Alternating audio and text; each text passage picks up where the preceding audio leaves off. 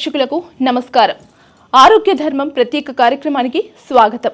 ప్రాచీన ఆయుర్వేదాన్ని ఆధునిక శాస్త్రంతో సమన్వయం చేసి పురాతన ఆయుర్వేద సూత్రాలతో సమీకరించిన integrative hospital Sai Ganga Panacea hospital ప్రతి వ్యక్తి శరీర స్వభావాన్ని ఆధారంగా విశ్లేషించి ఆధునిక టెక్నాలజీ కూడిన ఆయుర్వేద వైద్య సేవలు అందిస్తోంది Sai Ganga Panacea hospital. Cardiology, orthopaedics, neurology, diabetes, oncology వంటి అనేక విభాగాలలో ప్రత్యేక చికిత్సలు అందిస్తోంది సాయి గంగా పెనీషియా హాస్పిటల్. ఈ సరికొత్త విధానాన్ని వైద్య రంగానికి పరిచయం చేసిన వారు ఎస్జిపి హాస్పిటల్స్ ఫౌండర్, సిఇఓ, అలాగే లీడ్ ఇండియా భారతరత్న పురస్కార గ్రహీత డాక్టర్ రవిశంకర్ పోలిశెట్టి గారు. హృద్రోగ శాస్త్ర వైద్యుడిగా ప్రత్యేక స్థానాన్ని సంపాదించుకున్నారు. ఆయుర్వేదం, ప్రకృతి వైద్యాన్ని, ఆధునిక శాస్త్ర విజ్ఞానాన్ని సమ్మిళితంగా వినియోగిస్తూ కొత్త మార్గాలను చూపిన వైద్య శాస్త్రవేత్త. ఆయన అభివృద్ధి చేసిన డాక్టర్ పాలీ పరికరం ద్వారా శరీర జీవక్రియలను సులభంగా నాన్ ఇన్వెసివ్ పద్ధతిలో విశ్లేషించవచ్చు. పాలీ సైంటిఫిక్ ఆయుర్వేద అనే వినూత్న వైద్య విధానాన్ని రూపొందించి ప్రపంచవ్యాప్తంగా ఆయుర్వేదానికి ఆధునికతను అందించారు. అనేక అంతర్జాతీయ గుర్తింపుతో పాటు అమెరికా, కెనడా, రష్యా వంటి దేశాల్లో క్లినికులు నిర్వహిస్తూ, అలాగే మనందరికీ గర్వకారణమైన బ్రిటిష్ పార్లమెంటులో 6 సార్లు, యూరోపియన్ పార్లమెంట్లో ఒకసారి పాలీ సైంటిఫిక్ ఆయుర్వేదం గురించి వాళ్ళ పిలుపు మేరకు ప్రసంగించారు. అలాగే ప్రస్తుతం వారు మనకు మరిన్ని విషయాలు తెలియచేయడానికి ఉన్నారు. డాక్టర్ గారు నమస్కారం అండి. నమస్తే అండి. డాక్టర్ గారు, ఇప్పుడు ఓల్డ్ ఏజ్లో మనం చూసుకున్నట్లయితే వాళ్ళు వయసు పైబడిన వారు కాబట్టి నిద్రపోతుంటారు. కానీ ఈ మధ్య ఎంగేజ్ వాళ్ళు కూడా అసలు ఎందుకు అలా అంతగానో నిద్ర పోలేకపోతున్నారు? ఇన్సామ్నియా డెఫినెట్గా. అంటే మనకి నిద్ర పోకపోవడానికి అసలు నిద్ర అంటే ఏంటో తెలుసుకుంటే కనుక నిద్ర ఎందుకు పోవట్లేదో మనం ఈజీగా చెప్పచ్చు. నిద్ర ఎప్పుడు పోతున్నాం మనం? ఇప్పుడు మనం ఒక ఇంటెన్స్ డిస్కషన్లో ఉన్నాం, లేకపోతే జనరల్ ఏదో కాన్ఫరెన్స్ జరుగుతుంది, లేకపోతే సీరియస్ బోర్డ్ మీటింగ్ కంపెనీలో జరుగుతుంది, లేకపోతే జరుగుతున్నప్పుడు ఏమవుతుంది? అప్పుడు మన బ్రెయిన్ ఈజ్ యాక్టివ్. ఓకే, ఆ యాక్టివిటీ అనేదానికి బ్రెయిన్ యాక్టివిటీ అనేదానికి తెలుసుకోవడానికి ఎలక్ట్రోఎన్సెఫలోగ్రఫీ అని ఒక పరికరం ఉందన్నమాట. ఈఈజీ అని అంటారు. అంటే బ్రెయిన్లో మనం ఇప్పుడు మనం ఈ టీవీ చూస్తున్నాం, ఏమవుతుంది? టీవీ స్క్రీన్లోంచి వచ్చిన కాంతి కిరణం మన కంటి మీద పడి ఆ కంట్లో ఏం జరుగుతుందో ఒక రిసెప్టర్ ఉంటుంది, రాడ్స్ అండ్ కోన్స్ అని ఉంటాయి. అందులో ఒక ఎలక్ట్రిక్ కరెంట్ కింద కన్వర్ట్ అవుతుంది. సేమ్ థింగ్ ఎవరైనా టచ్ చేశారనుకోండి, టచ్ రిసెప్టర్స్ అని ఉంటాయి మన స్కిన్లో, అవి ఎలక్ట్రిక్ కరెంట్ కింద కన్వర్ట్ అవుతుంది. అలా ఏదైనా టేస్ట్ చేసినప్పుడు కూడా టేస్ట్ రిసెప్టర్స్లో ఎలక్ట్రిక్ కరెంట్ జనరేట్ అవుతుంది. మనకి స్మెల్ వచ్చినప్పుడు ముక్కులో ఉన్న ఆల్ఫాక్టరీ రిసెప్టర్స్ అవి ఎలక్ట్రిక్ కరెంట్ కింద, ఇయర్లో ధ్వనికి సంబంధించింది సౌండ్ వేవ్స్ని టింపానిక్ మెంబ్రేన్లో దాని అటుపక్కన వాటి ఒక పెద్ద ప్రక్రియ ఉందిలేండి, దానివల్ల ఎలక్ట్రిక్ కరెంట్ జనరేట్ అవుతుంది. అంటే మన బేసిక్గా మనం బయట నుంచి ఏదైతే భూతాలతో మనం ఎప్పుడైతే సంపర్కిస్తున్నామో ఆ సంపర్కం ఈ యొక్క పంచ జ్ఞానేంద్రియాల ద్వారా, ఈ సెన్స్ ఆర్గన్స్ ద్వారా జరుగుతుంది. కాబట్టి వాటి ద్వారా మనకి ఒక ఎలక్ట్రిక్ కరెంట్ బ్రెయిన్లోకి వస్తుంది. ఆ ఎలక్ట్రిక్ కరెంట్ని రెస్పాన్స్ దాన్ని అనలైజ్ చేస్తుంది బ్రెయిన్, చేసి మనకి రెస్పాన్స్ బయటకి ఇస్తుంది అన్నమాట. దాని ప్రకారంగా మనం యాక్ట్ చేస్తున్నాం. దీన్ని న్యూరల్ రెస్పాన్స్ అంటాం. సో దీన్ని సైంటిస్ట్ చాలా అనలైజ్ చేశారు. అంటే దాన్ని అనలైజ్ చేసి ఏం చెప్తున్నారు అంటే, ఏదైనా ఇంటెన్స్ కాన్ఫరెన్స్ కానీ బోర్డ్ మీటింగ్లో ఉన్నప్పుడు మనకి ఎన్ని ఎలక్ట్రిక్ కరెంట్స్ అంటే దాదాపు ఒక 30 హెర్ట్జ్ కంటే అబౌవ్, 30 కంటే ఎక్కువ ఫ్రీక్వెన్సీతో ఎలక్ట్రిక్ కరెంట్స్ జనరేట్ అవుతుందంట బ్రెయిన్లో. సో విచ్ మీన్స్ 30 హెర్ట్జ్ అంటే ఏంటి? 30 ఎలక్ట్రిక్ కరెంట్స్ అప్రాక్సిమేట్గా మన వాళ్ళకి అర్థం కావాలని చెప్తున్నారు. 30 ఎలక్ట్రిక్ కరెంట్స్ పర్ సెకండ్. ఒక సెకండ్కి 30 ఎలక్ట్రిక్ కరెంట్స్ జనరేట్ అవుతుంది మన బ్రెయిన్లో. 30 ఈజ్ ఈక్వల్ టు దాదాపు 3000 థాట్స్ అన్నట్టు. ఇది హార్వర్డ్ వాళ్ళు సైంటిస్టులు, న్యూరోఫిజియాలజిస్టులు వాళ్ళు ఎస్టాబ్లిష్ చేశారు. అప్రాక్సిమేట్గా ఒక ఎలక్ట్రిక్ కరెంట్ బ్రెయిన్లో జనరేట్ అయిందంటే దాని నుంచి దాదాపు ఒక 100 థాట్స్ వస్తాయంట, 70 నుంచి 100 వరకు. సో 30 హెర్ట్జ్తో మనకి ఎలక్ట్రిక్ కరెంట్ జనరేట్ అయితే 3000 థాట్స్ చేస్తున్నారు ఒకటేసారి. అది దాన్ని గామా ఫ్రీక్వెన్సీ అని అంటారు. సో అంటే మన బ్రెయిన్ యాక్టివిటీని మనం మెజర్ చేయడానికి దాన్ని ఎలక్ట్రోడ్స్ పెట్టి దాని నుంచి బ్రెయిన్ యాక్టివిటీ ఎలా ఉందో తీసుకుంటే కనుక చూసుకుంటే దానిలో ఫస్ట్ థింగ్ మనకి 30 and above is gamma. Then ఎప్పుడైతే మనం కొద్దిగా మనం కళ్ళు తెరుచుకుని ఏదో పని చేస్తున్నాం, not so intense but normal routine activity చేస్తున్నాం, లేకపోతే ఏదో సత్సంగం వింటున్నాం, సామవేదం గారిదో గరికపాటి గారిదో సత్సంగం వింటుంటే ఏమవుతుంది, మన బ్రెయిన్ కళ్ళు తెరుచుకుని ఉండాలి, కానీ అదొకటే కండిషన్. అప్పుడేంటి 30 కంటే అబవ్ ఉన్న ఫ్రీక్వెన్సీ ఏదైతే ఉందో 12 నుంచి 30కి మధ్యలోకి వచ్చేస్తుంది. 12 to 30 దాని ఫ్రీక్వెన్సీ మెల్లగా తగ్గుతుంది. అంటే intensity of the brain activity తగ్గుతున్న కొద్దీ మనకి ఆ బ్రెయిన్లో ఉండే ఎలక్ట్రిక్ కరెంట్స్ జనరేషన్ కూడా తగ్గుతుంది.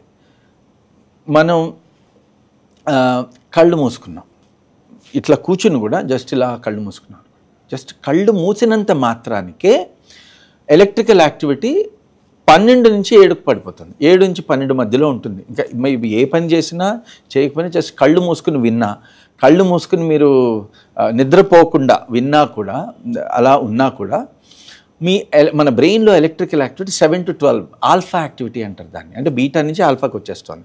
బీటా అంటే 12 to 30s, beta above 30s, gamma 7 to 12. అంటే 700 నుంచి 1200 థాట్స్ చేస్తున్నాం మనం ఆ రోజు, ఆ టైంలో కళ్ళు మూసుకుని కూడా.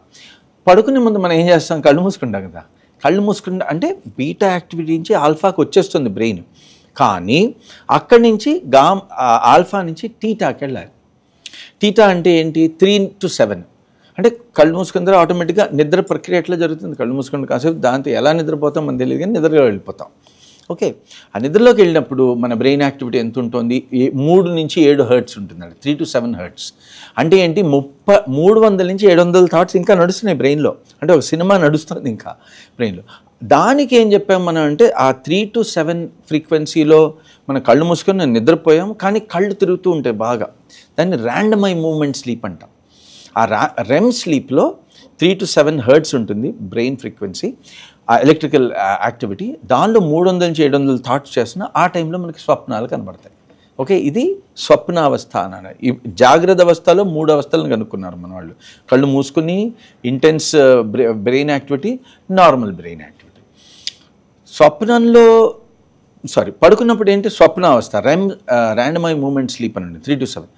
ఇంకా డీప్కి వెళ్తాడు స్లీప్. వెళ్ళినప్పుడు ఇంకా బ్రెయిన్ యాక్టివిటీ తగ్గుతూ ఉంటే మన థాట్స్ తగ్గుతున్నాయి. థాట్స్ తగ్గడం వల్ల బ్రెయిన్ యాక్టివిటీ తగ్గుతుంది, బ్రెయిన్ యాక్టివిటీ తగ్గడం వల్ల థాట్స్ తగ్గుతున్నాయి. సో 3 నుంచి 0.3 హెర్ట్జ్ అంటే దాదాపు 30 నుంచి 300 థాట్స్లోకి వెళ్ళినప్పుడు డీప్ స్లీప్లోకి వెళ్ళిపోతుంది. అక్కడ దాన్ని non random I movement sleep అని అన్నారు. సో స్లీప్ని 2 రకాలుగా సైంటిఫిక్గా కూడా క్లాసిఫై చేశారు. సో అంటే ఏంటంటే, మనం ఎప్పుడు నిద్రపోతున్నాం అంటే మన బ్రెయిన్ యాక్టివిటీ, ఎలక్ట్రికల్ యాక్టివిటీ తగ్గినప్పుడు. మన బ్రెయిన్ ఎలక్ట్రికల్ యాక్టివిటీ ఎప్పుడు తగ్గుతుంది అని అంటే, నెంబర్ ఆఫ్ థాట్స్ తగ్గినప్పుడే, అంతే. సో దానివల్ల నిద్ర వస్తుంది. సో నిద్ర పట్టట్లేదు అంటే దీనికి డెఫినెట్గా మనకి ఇప్పుడు చెప్పినట్టు ఏంటంటే, బ్రెయిన్ యాక్టివిటీ పెరగడం వలన మన నిద్ర పట్టకపోయే ఛాన్స్ ఉంటుంది. కాబట్టి ఇలా మనకి నిద్ర పట్టడం అనే ప్రక్రియ చెప్పుకోవచ్చు అనమాట. డాక్టర్, ఇప్పుడు నిద్ర పట్టడానికి గల కారణాలు చెప్పారు కదండి, అసలు నిద్ర పట్టకపోవడానికి గల కారణాలు తెలియచండి. అలాగే దీనికి వాత పిత కఫాలు ఏమైనా రిలేట్ అయ్యి ఉంటాయా? డెఫినెట్లీ. సో ఇప్పుడు అంటే నిద్ర పట్టే ప్రక్రియ మనం చూసాం. నిద్ర పట్టకపోవడం అంటే ఏంటి అనేది చూస్తే కనుక, ఇప్పుడు ఈ ఎలక్ట్రోఫిజియాలజీని కొంత ఎక్స్ట్రాపులేట్ చేస్తే ఏంటంటే, బ్రెయిన్లో ఎలక్ట్రికల్ యాక్టివిటీ అలానే ఒక అరిగిపోయిన గ్రామ్ఫోన్ రికార్డ్ లాగా తిరుగుతోంది. ఒక కారణం, లేదా బ్రెయిన్లో ఒక సమస్య ఉంది, ఏదో ఒక ఫిజియలాజికల్ సమస్య ఉండడం వల్ల కూడా నిద్ర పట్టకపోవచ్చు. సో దీనికి అలోపతిలో తీసుకుంటే ఏంటంటే, కొన్ని రకరకాల డిసీజెస్ చెప్పారు. ఇన్సామ్నియా, దానికి రకరకాల సెరటోనిన్ తక్కువ అవ్వడము, లేకపోతే మోనోఅమినో ఆక్సిడేజ్ అని కొన్ని ఎంజైమ్స్ ఉన్నాయి, కొన్ని హార్మోన్ ప్రొడ్యూస్ చేసే ఎంజైమ్స్, కొన్ని హార్మోన్ సరిగా ప్రొడ్యూస్ అవ్వకపోవడం వలన, అంటే ఫిజియాలజీ డిస్టర్బెన్స్ వల్ల కూడా నిద్ర పట్టదు. సో దీనికి మనం ఏం చేస్తున్నాం, అలోపతిలో తీసుకుంటే కనుక మావో ఇన్హిబిటర్స్ అని కొన్ని ఇస్తున్నాము, లేకపోతే serotonin uptake receptor blockers, SSRI అంటాము, ఇన్హిబిటర్స్, ఈ డ్రగ్స్ ఇస్తున్నాం. లేకపోతే బెంజోడైజపిన్ రిసెప్టర్ బ్లాకర్స్ అంటే ఆల్ప్రోజోలామ్ లాంటి డ్రగ్స్ ఇచ్చి మనం ఏం చేస్తున్నాం అంటే, బ్రెయిన్లో ఉన్న ఫిజియాలజీని మార్చట్లేదు, బ్రెయిన్లో ఉన్న ఫిజియాలజీని బ్లాక్ చేస్తున్నాం. యాక్చువల్లీ ఆ నన్ను అడిగితే కనుక అలోపతి మీద నాకు చాలా, అంటే నేను అలోపతి డాక్టర్ని కాబట్టి I respect it a lot. But ఈ బ్రెయిన్కి సంబంధించిన డ్రగ్స్ మాత్రం కొంచెం కొంత వాటి సేఫ్టీ కన్సర్న్స్ ఉంటాయి. అందుకని వాటిలో ఏంటంటే విత్డ్రావల్ సిమ్టమ్ ఉంటుంది. అంటే మనం స్టాప్ చేస్తే మళ్ళీ వాటి మీద డిపెండెన్స్, లాంగ్ టర్మ్ డిపెండెన్స్ ఉంటుంది. కాబట్టి డెఫినెట్గా ఈ యొక్క నిద్రకి, బ్రెయిన్ డిజార్డర్స్కి, సైకాటిక్ కండిషన్స్కి ఆల్టర్నేటివ్ ప్యాథ్స్ నేను ఎతుకుతూ వచ్చాను. అందులో వాత పిత్త కఫాల యొక్క ప్రభావము చాలా బ్యూటిఫుల్గా ఉంటుంది ఇక్కడ. అంటే సింపుల్గా డైట్తోనూ కానీ చిన్న చిన్న సప్లిమెంట్స్తో మనం మాడిఫై చేయొచ్చు అనమాట. సో ఫర్ ఎగ్జాంపుల్ ఇప్పుడు వాతం, మనం లాస్ట్ టైం చెప్పుకున్న వాతం అంటే ఏంటి, చలత్వము అనే ఒక ప్రాపర్టీ ఉంటుంది. యానిమల్ ఎక్స్పెరిమెంట్స్లో మనం ఏం చెప్పాము, హైపర్ ఎక్సైటబిలిటీ ఉంటుంది. అంటే బ్రెయిన్లో గనక హైపర్ ఎక్సైటబిలిటీ ఉందనుకోండి, అప్పుడు సేమ్ థాట్ నడుస్తూ ఉంటుంది. వాళ్ళకి బ్రెయిన్ యాక్టివిటీ, ఎలక్ట్రికల్ యాక్టివిటీ తగ్గనప్పుడు ఆటోమేటిక్గా నిద్ర పట్టదు కదా. ఎందుకంటే బ్రెయిన్ యాక్టివిటీ తగ్గుతూ ఉంటే, ఆలోచనల క్రమము సంఖ్య తగ్గుతూ ఉంటే నిద్ర పడుతుందని మనం ఇందాక చెప్పుకున్నాం. కానీ బ్రెయిన్ యాక్టివిటీ వాతం వలన హైపర్ యాక్టివిటీ ఆర్ బ్రెయిన్ యొక్క హైపర్ యాక్టివిటీ అయితే ఆటోమేటిక్గా నిద్ర పట్టదు. అప్పుడు ఏం చేయాలి, వాతాన్ని తగ్గించే వాతహారకాలు అనే డ్రగ్స్ ఇవ్వాలి. డ్రగ్స్ కానీ లేకపోతే వాతాన్ని తగ్గించంటే చాలా సింపుల్ రెమెడీస్ ఉన్నాయి. డైట్తో కూడా తగ్గించవచ్చు వాతాన్ని. లేకపోతే ఏదైనా సమస్య ఉంది, ఆ సమస్య మీద ఆలోచిస్తున్నారు, ఆటోమేటిక్గా ఆ సమస్యని పరిష్కరించే మార్గంలో వెళ్ళాలి, హెల్ప్ తీసుకోవాలి.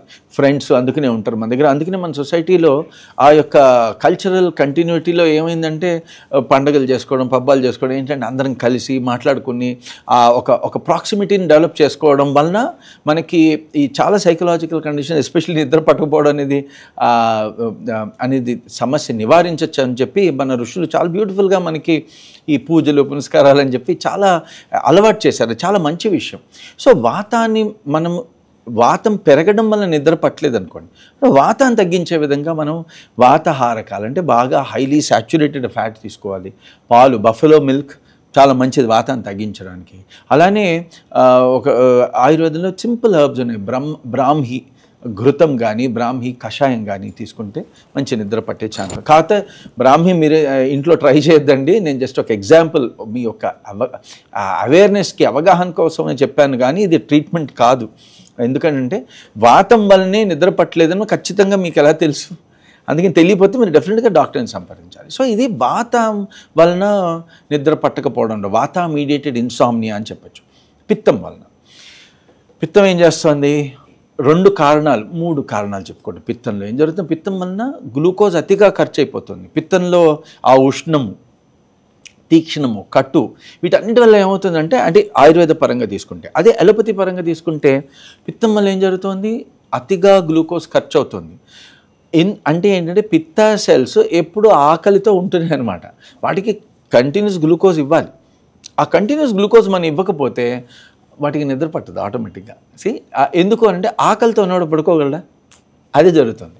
సో పిత్తాన్ని తగ్గించుకునే మార్గంలో, ఆ క్రమంలో పిత్తాన్ని తగ్గించుకో. ఆర్ ఇంకోటి ఏం జరుగుతుంది, గ్లూకోజ్ అతిగా ఖర్చు అవడం వల్ల, ఒకటి ఆకలి, గ్లూకోజ్ అతిగా ఖర్చు అవడం వలన ఎండ్లో కార్బన్ డైఆక్సైడ్, వాటర్ ఎక్కువ ప్రొడ్యూస్ అవుతుంది గ్లూకోజ్ నుంచి వచ్చేవి.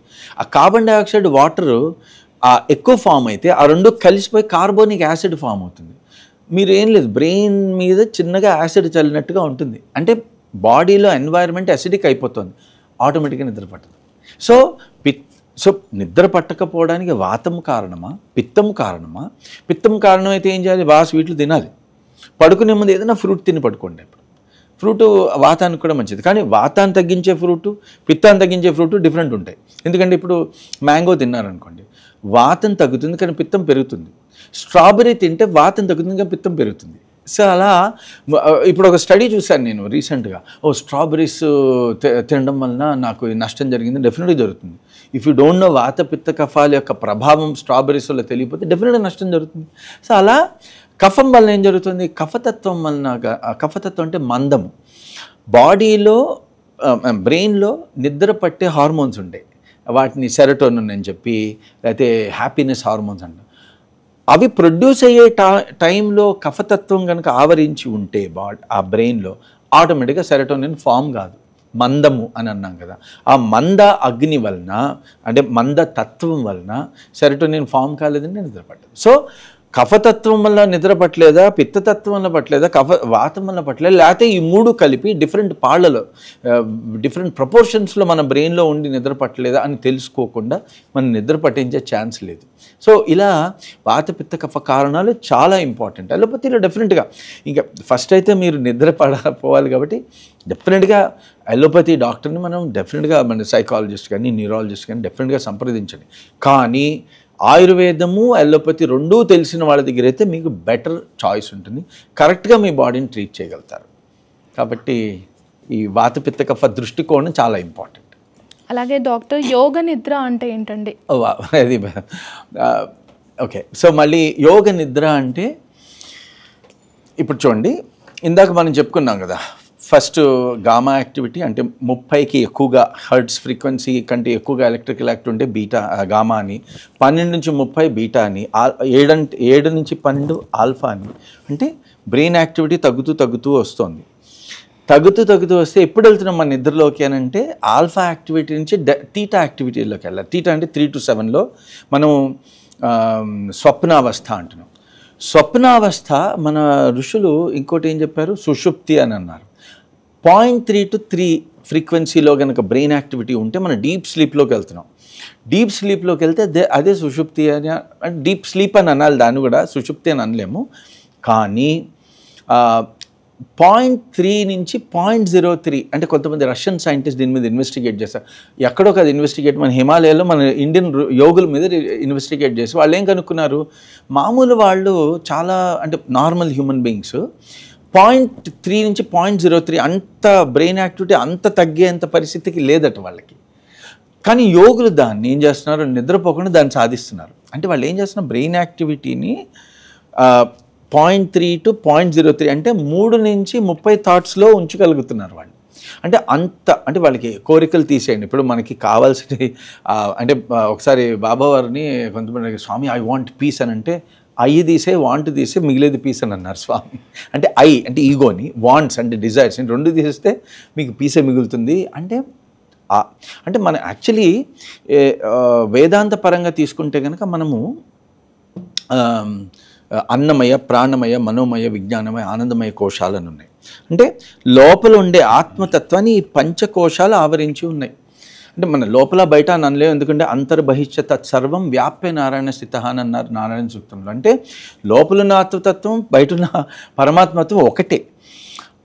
కానీ ఆ రెండు డిస్కనెక్ట్ అయి ఉంటాయి. ఎప్పుడు అన్నమయ, ప్రాణమయ, మనో, విజ్ఞాన, ఆనందమయ కోశాల్లో కనుక దోషాలు ఉంటే ఈ రెండు కనెక్ట్ అయ్యే ఛాన్స్ ఉండే. ఈ రెండు కనెక్షనే యోగా అంటున్నాం.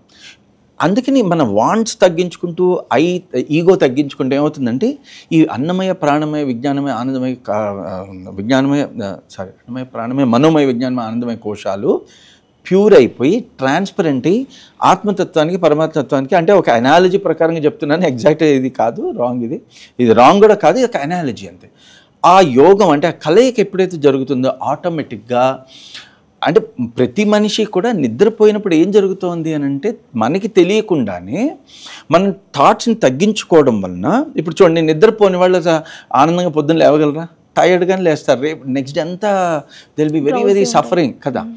ఎందుకు అంటే నిద్ర ఎన్ని డబ్బులున్నా, ఎన్ని మన అచీవ్మెంట్స్ ఉన్నా కూడా నిద్ర లేదనుకోండి వాడికి ఆటోమేటిక్గా హ్యాపీనెస్ ఉండదు.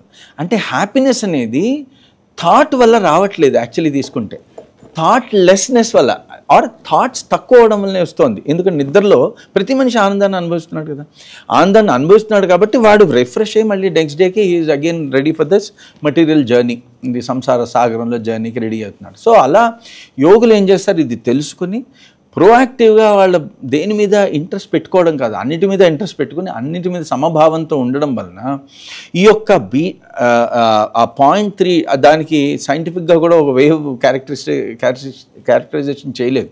అయితే రష్యన్స్ ఏమంటారంటే ఈ జీటా పొటెన్షియల్స్ వలన 0.3 to 0.03 యాక్టివిటీలో ఉన్నవాళ్ళు ఏంటంటే వాళ్ళు మెలకువతోనే నిద్రపోతున్నారు అన్నారు. అంటే నిద్రపోవడం అంటే బ్రెయిన్ యాక్టివిటీని అంత తగ్గించుకోవడం వలన వాళ్ళకి నిద్ర అవసరం ఉండదు.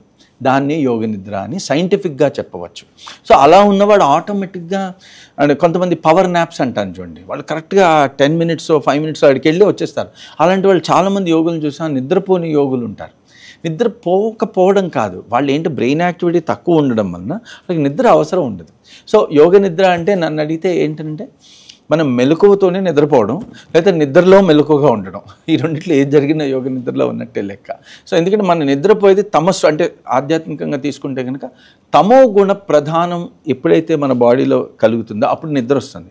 కానీ వాళ్ళు సత్వగుణ ప్రధానంతో ఆ స్టేట్కి వెళ్తున్నారు కాబట్టి దాన్నే యోగ నిద్ర అని అంటారండి సైంటిఫిక్గా. సో ఇలా మన యోగులు ఏం చేస్తున్నారు అని అంటే ఈ యొక్క దానిలో యోగ మార్గంలో ఏం చెప్పారు మనకి, యమ నియమ ఆసన ప్రాణాయామ ప్రత్యాహార ధారణ ధ్యాన సమాధి. అంటే ఏంటంటే దీనికి ఏంటి, యమ నియమాలు చాలా ఇంపార్టెంట్ అనమాట. యమం అంటే ఏంటి, యమ నియమాలు అంటే what to do what not to do, what are the dos and what are don'ts. So యమంలో ఏం చెప్పారు, అహింస, సత్య, ఆస్తేయ, అపరిగ్రహ, బ్రహ్మచర్య. ఇవి అబ్సల్యూట్గా చేయాలి. అహింస, ఎటువంటి పరిస్థితుల్లో కూడా ఎవరిని హింసించాలని కోరుకోకూడదు.